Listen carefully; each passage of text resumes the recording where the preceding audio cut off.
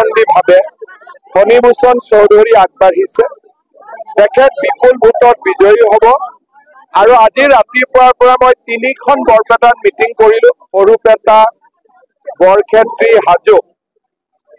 ৰাইজৰ বহুত উৎসাহ, আৰু ইমান উৎসাহ আগৰ ইলেকশ্যন বিলাকত দেখাই নগৈছিল। সেইকাৰণে মই আশা কৰো যে কেইবা লাখ ভোটত ফণীভূষণ চৌধুৰী বিজয়ী অনুভৱটো গম পাম। 85তে হাতীক ভোট দিছিলো, তাকো তেতিয়া লিগেল আছিল ইলিগেল আছিল নাজানো, গতিকে তাৰ পিছত হাতীক ভোট দিয়া নাই। এইবাৰ আকৌ হাতীক ভোট দিম। কেনেকুৱা অনুভৱ হয় ভোট দিয়াৰ পিছত আপোনালোকক কম। এনেই জনগাঁথনিৰ ফালৰ পৰা মই 3 লাখ আশা কৰিছো। আজি অমিত শ্বাহ ডাঙৰীয়া গুৱাহাটীত ৰোড শ্ব' আছে। মই গুৱাহাটীবাসী ৰাইজক অনুৰোধ কৰিম যে সকলো অমিত শ্বাহ ডাঙৰীয়াৰ ৰোড শ্ব'ত আহক, খালি কোলাত কেঁচুৱালৈ যাতে কোনো নাহে।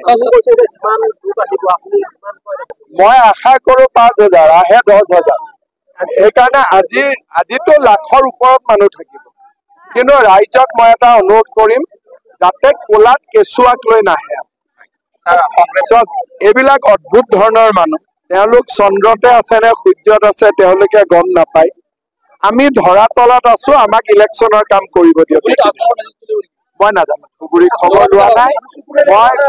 মই পৰহি দিনাখন ধুবুৰীত যাম।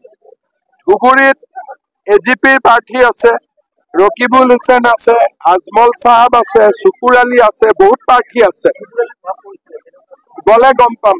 কিছুমানেতো মোক চামগুৰিত কৈ আছিলে ৰাইজে, কিন্তু এতিয়ালৈকে মই ধুবুৰীত যোৱা নাই। গোলকগঞ্জ, বিলাচীপাৰা, ধুবুৰী, গৌৰীপুৰ এইবোৰ সমষ্টিত AGPৰ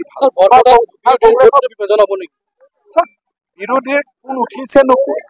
বিভাজন হবৰ কাৰণে কেণ্ডিডেট বিলাকৰ নামেই দেখোন পাব্লিকে গম নাপায়। কংগ্ৰেছৰ কনফাৰ্ম লিষ্ট কি বুলি ক'লে? ধুতি, লুঙি, কম্বল, আঁঠুৱা, সূতা, এইকেইটা হ'ল কংগ্ৰেছৰ পঞ্চম লিষ্ট।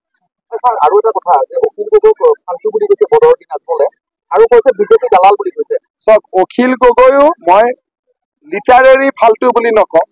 ৰাজনৈতিক শব্দত অখিল গগৈ ফাল্টু, আজমলো ফাল্টু, ৰকিবুলো ফাল্টু, চুকুৰ আলীও ফাল্টু।